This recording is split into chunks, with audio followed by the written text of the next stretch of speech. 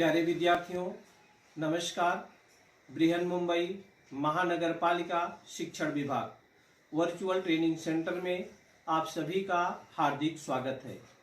आपका वर्चुअल मार्गदर्शक जयप्रकाश आर मिश्रा। चलिए हम सीखने के लिए तैयार हो जाते हैं। आज हम लोग standard 7th subject mathematics topic है ज्वाइंट बार ग्राफ, जिसको हम हिंदी में संयुक्त स्तंभालेख कहते हैं। इसके बारे में हम सीखेंगे।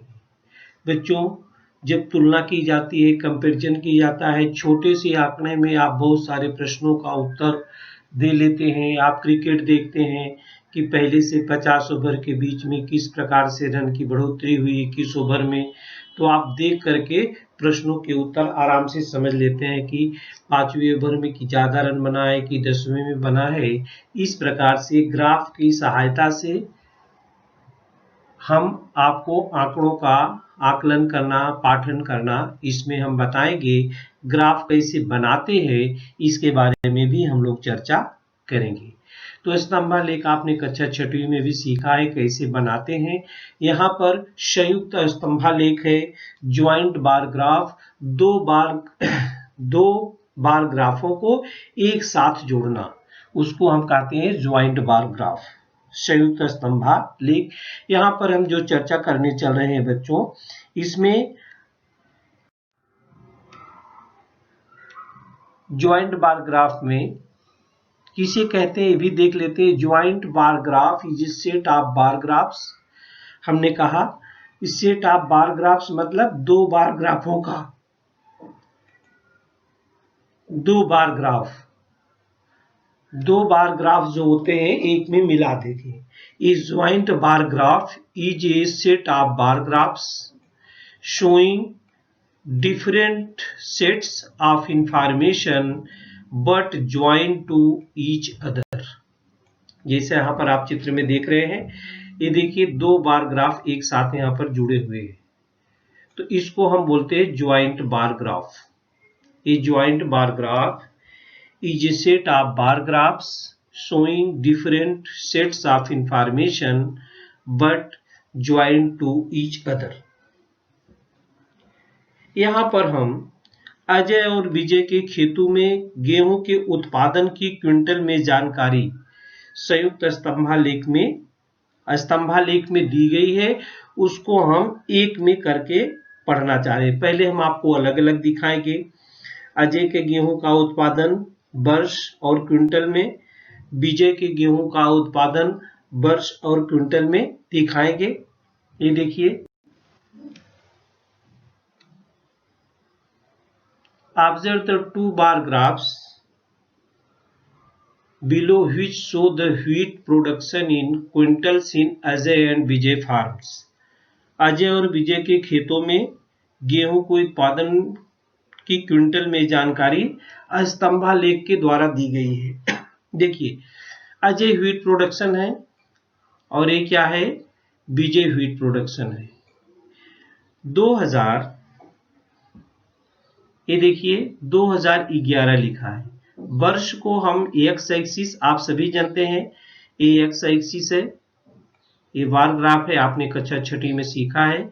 इसको बोलते हैं एक्स एक्सिस आधार की तरफ, और जो लंब होता है उसको बोलते हैं Y axis.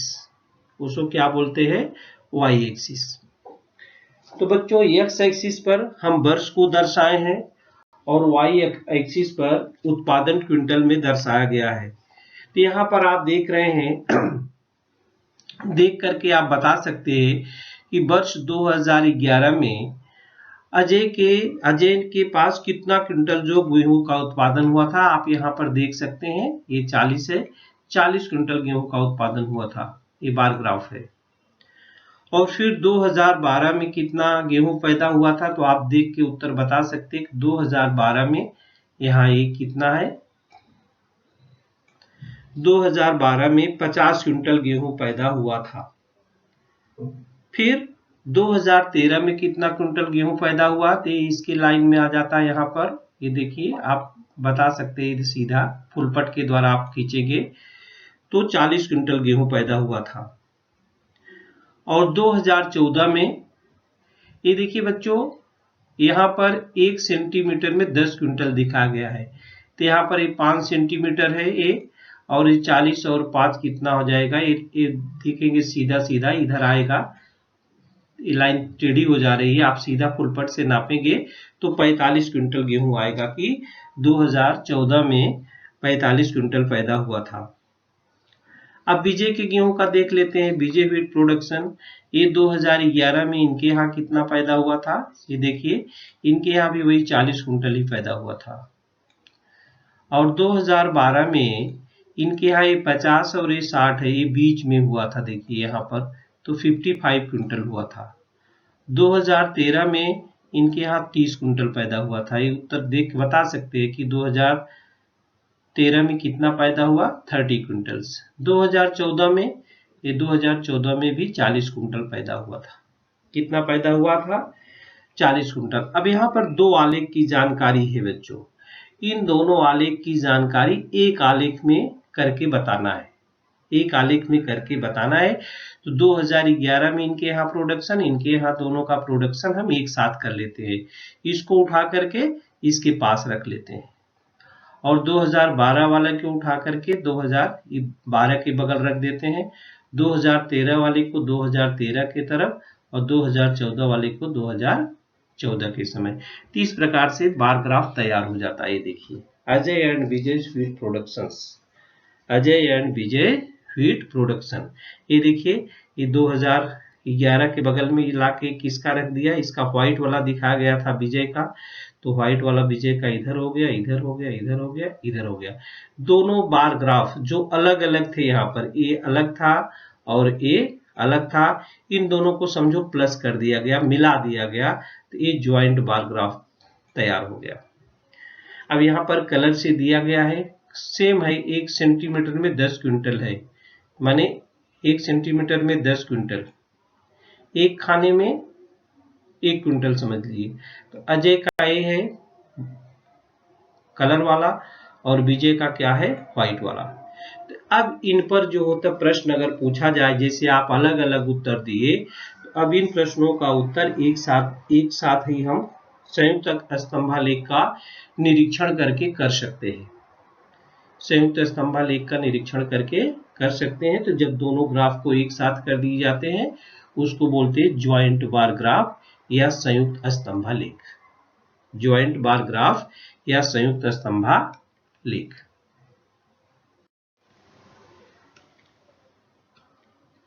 Observe the graph shown alongside and answer the following questions. इस ज्वाइंट ग्राफ अजय और विजय के गेहूं उत्पादन का जो एक साथ दिया गया है बच्चों, Ajay and Vijay wheat productions, इसमें से कुछ प्रश्न है, जैसे अलग अलग प्रश्नों के उत्तर हमने दिया था अजय और विजय के। यहाँ पर साथ में प्रश्न दोनों एक साथ हो गए, तो प्रश्न भी साथ में ही पूछे जाएंगे, तो आप संयुक्त स्तंभालेख को देख करके आसानी से प्रश्नों के उत्तर दे सकते हैं। बहुत ही आसान है बच्चों। चलिए पहला प्रश्न लेते हैं हम। लिखा है, in which year did they both produce equal quantities of wheat.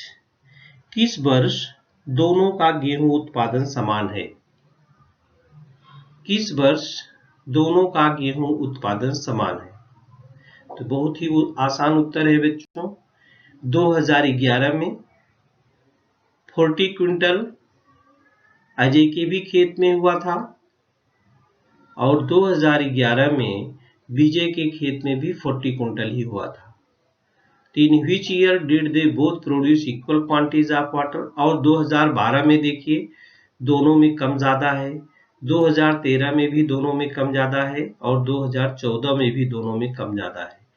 एक है यही 2011 में, वर्ष 2011 में दोनों में के खेत में समान उत्पादन हुआ था। कितना उत्पादन हुआ था वो नहीं पूछ रहा है, केवल पूछ रहा है किस वर्ष दोनों का गेहूं उत्पादन समान है। तो आप लिख देंगे 2011, इसका उत्तर यही हो गया, वर्ष 2011, वर्ष 2011। अब चलिए दूसरा प्रश्न लेते हैं। In year 2014, who produced more wheat? वर्ष 2014 में किसके गेहूं का उत्पादन अधिक हुआ? वर्ष 2014, चलिए वर्ष 2014 कहाँ चलते, यहाँ पर है वर्ष 2014। ये गाढ़ा वाला कलर किसका है? अजय का। और ये सफेद वाला कलर किसका है? विजय का। तो किसका आंकड़ा ऊपर जा रहा है बच्चों? अजय का। तो इसका उत्तर क्या हो जाएगा? वर्ष 2014 में किसके गेहूं का उत्पादन अधिक हुआ? अजय के गेहूं का उत्पादन, अजय के गेहूं का उत्पादन क्या है? अधिक हुआ। अब कितना अधिक कम पूछ रहा है, नहीं पूछ रहा है, तो आपको सीधा सीधा उत्तर देना है कि वर्ष 2014 में अजय के गेहूं का उत्पादन अधिक हुआ। लिख दिया हमने अजय। क्या लिखा है? उत्तर पूछा किसके? उत्तर पूछा किसके गेहूं का उत्पादन, अजय या विजय? तो उत्तर होगा अजय।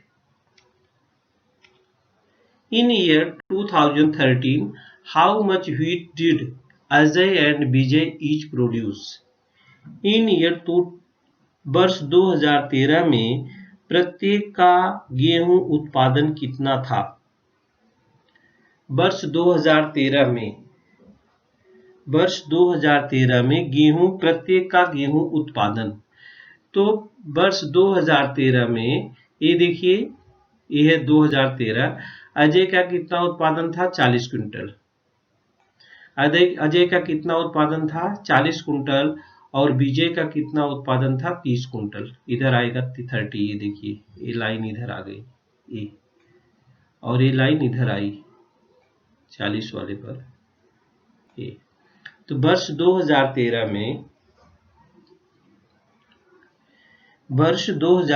में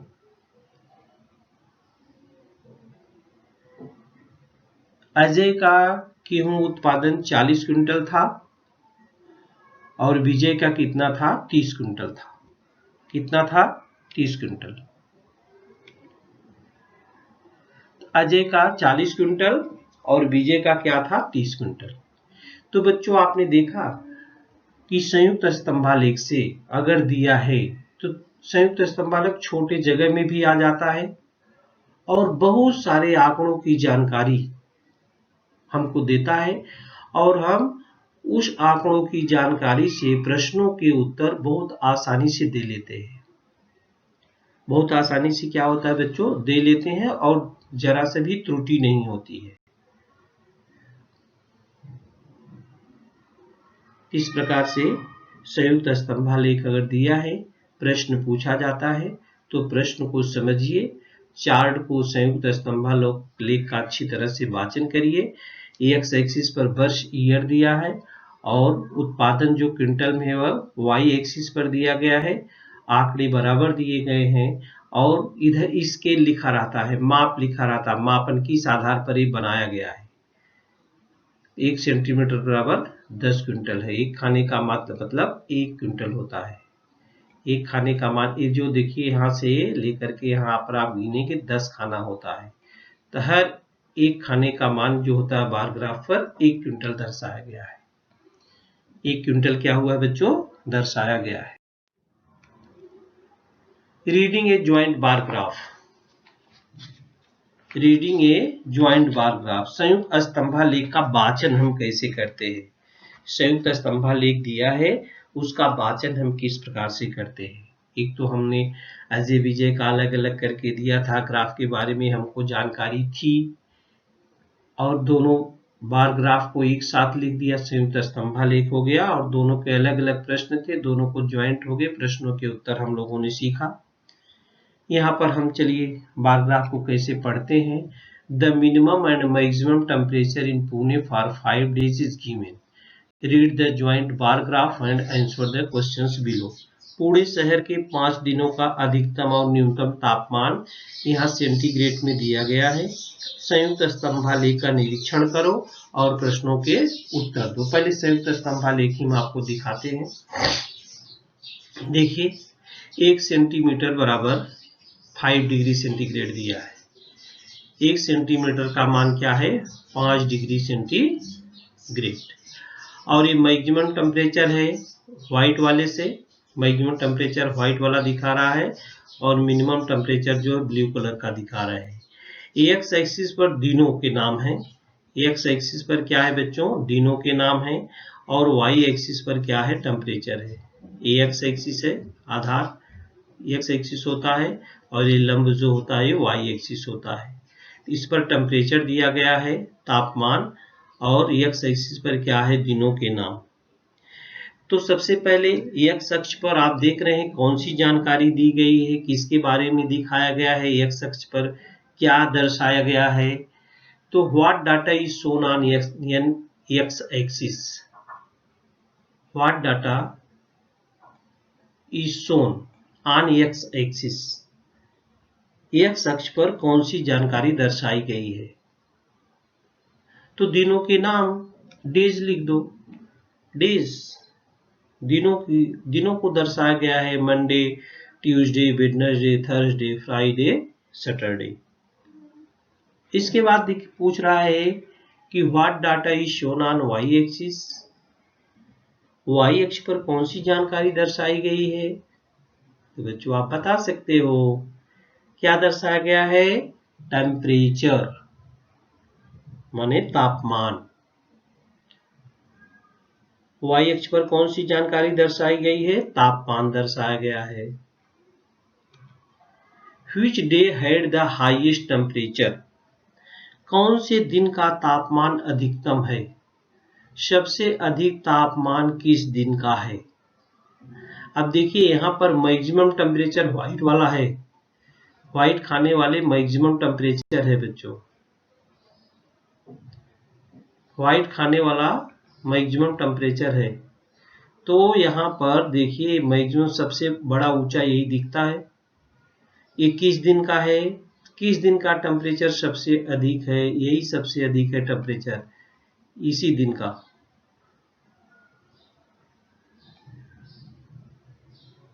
ये कौन से दिन का है, मंडे। कौन सा दिन है बच्चों, मंडे है। ये देखिए मंडे यहाँ पर दिया गया नीचे, ये मंडे है, मंडे का तापमान सबसे अधिक है। और मंडे का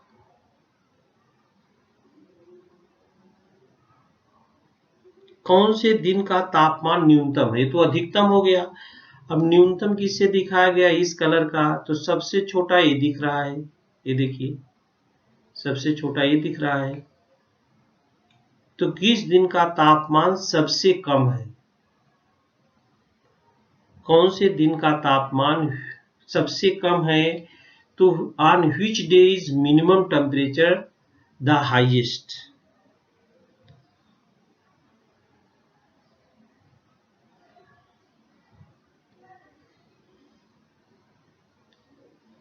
तो देखते हैं हम, इसका उत्तर आएगा थर्सडे। क्या आएगा, थर्सडे। अब क्या अगले प्रश्न है, on Thursday what is the difference between the minimum and maximum temperature. Thursday के दिन में, गुरुवार के अधिकतम और न्यूनतम तापमान में कितना अंतर है। ये थर्सडे है, इसका अधिकतम तापमान यहाँ पर पूरा पूरा नहीं है बच्चों, नहीं तो 30 होता, कितना होता, 30 से कम है। और यहाँ पर न्यूनतम जो है ये 15 फुलपट से मापन स्केल से आप नापेंगे तो बराबर आएगा, नहीं तो 29 और ये 15 देखिए आएगा, ये 15 है, यहाँ पर ये 30 से कम है। आप नाप सकते हैं, देख सकते हैं, जितना भी टेम्परेचर दोनों का रहेगा उसका डिफरेंस आपको निकालना है, माने घटा देना है। विधि यही है बच्चों कि बड़े वाले टेम्परेचर में से छोटा वाला, हमने 29 में से 15 घटाया, आप 30 में से 15 अगर आंकड़ा जो लगता है वो घटाओगे उत्तर सही आ जाएगा। तो गुरुवार के अधिकतम और न्यूनतम तापमान में कितना अंतर है, 14 डिग्री का अंतर है। कौन से दिन अधिकतम और न्यूनतम तापमान का अंतर सबसे अधिक है, ये भी प्रश्न है। कौन से दिन अधिकतम और न्यूनतम तापमान, अधिकतम और न्यूनतम तापमान यही आएगा बच्चों, अधिकतम और न्यूनतम तापमान अंतर सबसे अधिक इसी थर्सडे को ही आएगा। तो देखा आपने, अगर ज्वाइंट बार ग्राफ दिया है, प्रश्न पूछे जा रहे हैं, तो आप उसका उत्तर आसानी से दे लेते हैं।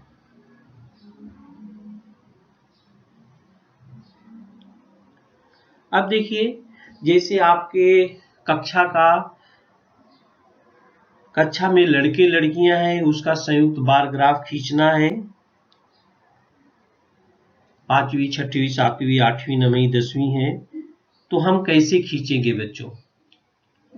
तो बच्चों हम आपको खींचना जो रफली बताएंगे, आप उसको ग्राफ पेपर पर अभ्यास करके आसानी से खींच सकते हैं। आपने कक्षा 6वीं में सीखा भी है। तो बच्चों आपके पास ग्राफ पेपर कॉपी रहती है, परीक्षा में भी आता है तो ग्राफ पेपर दिया जाता है। तो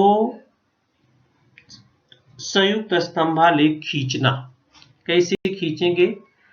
The number of boys and girls in a school is given. Draw a joint bar graph to show this information. इस इंफॉर्मेशन के द्वारा कक्षा 5वीं में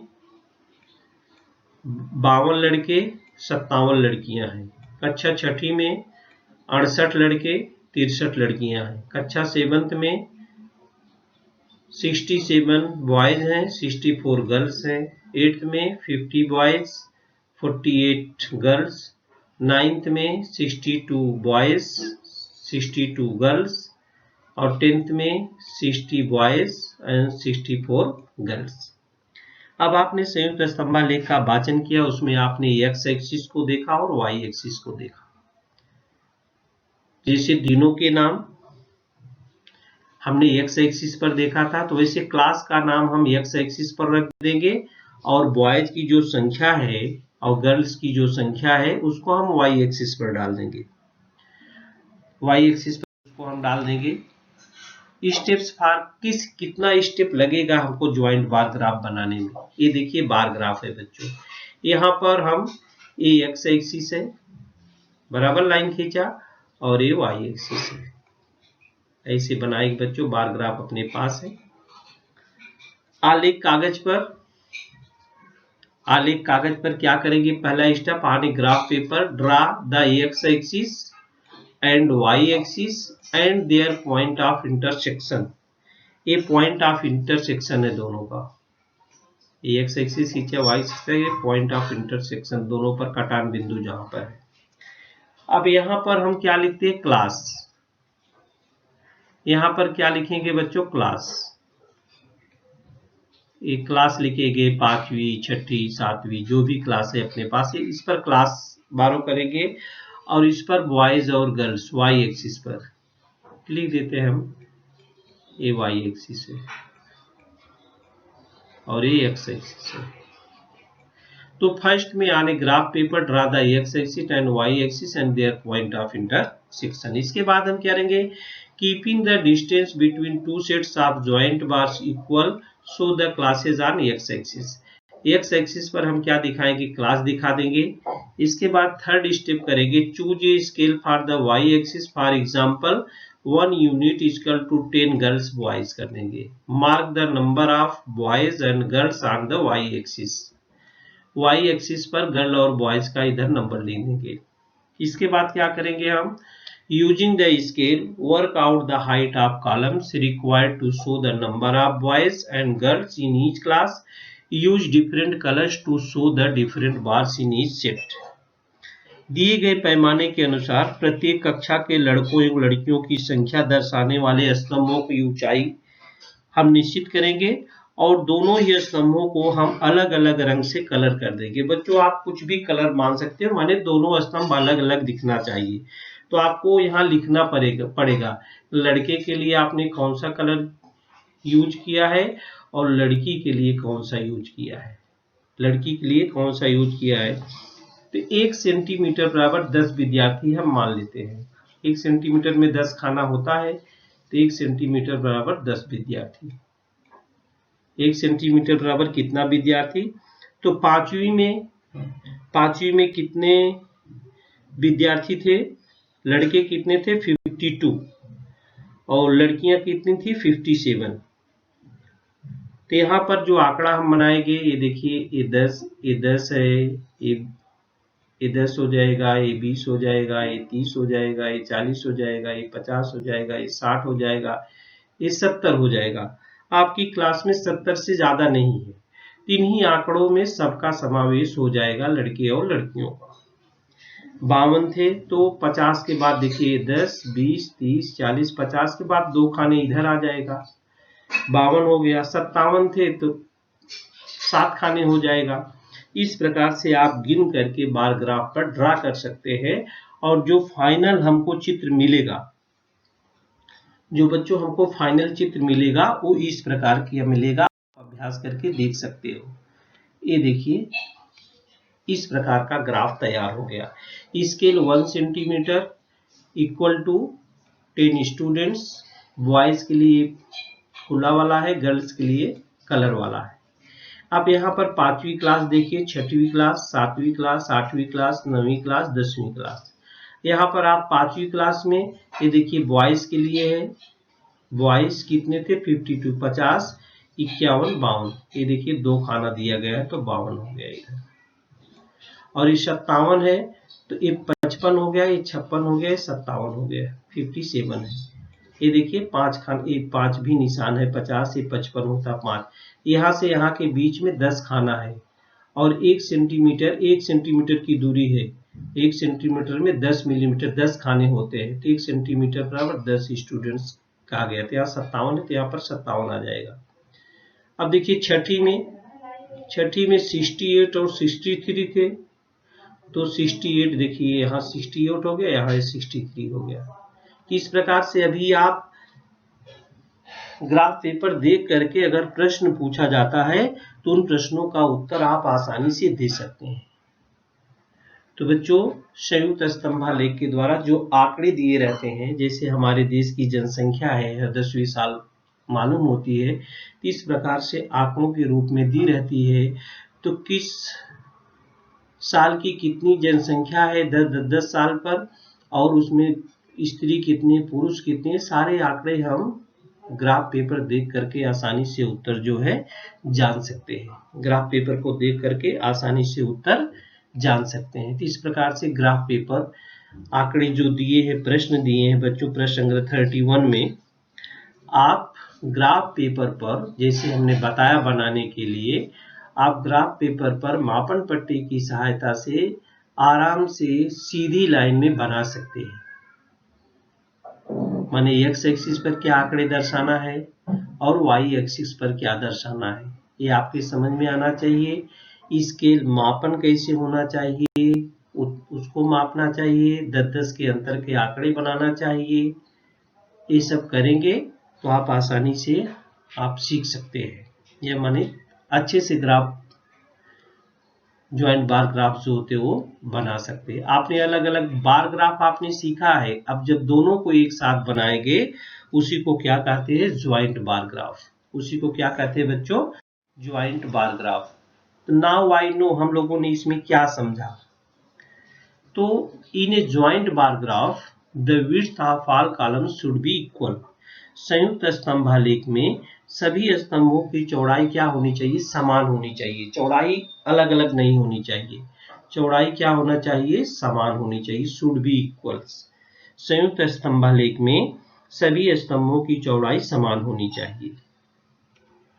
the distance between any two consecutive sets of joint bars should be equal. क्रमिक संयुक्त स्तंभालेखों के बीच की दूरी समान होनी चाहिए।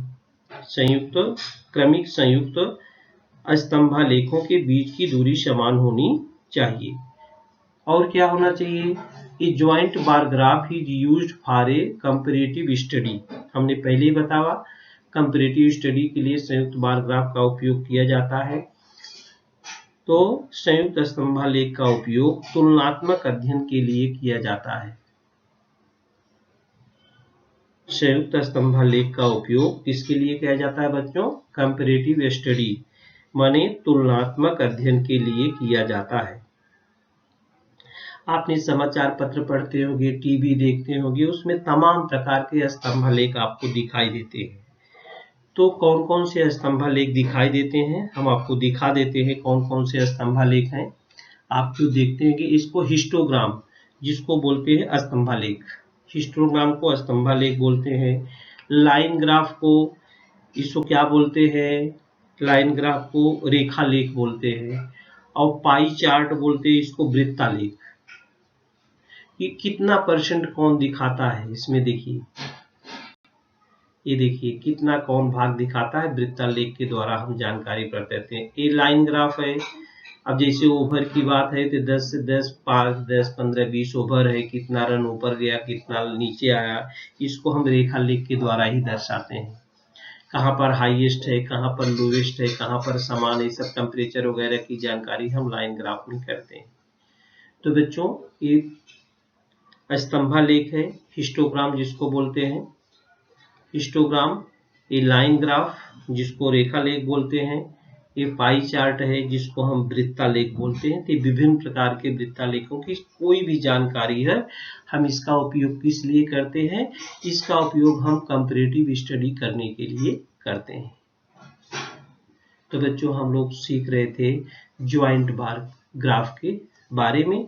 ज्वाइंट बार ग्राफ दिया है तो उसके प्रश्नों को हम कैसे उत्तर देंगे आसानी से देख करके।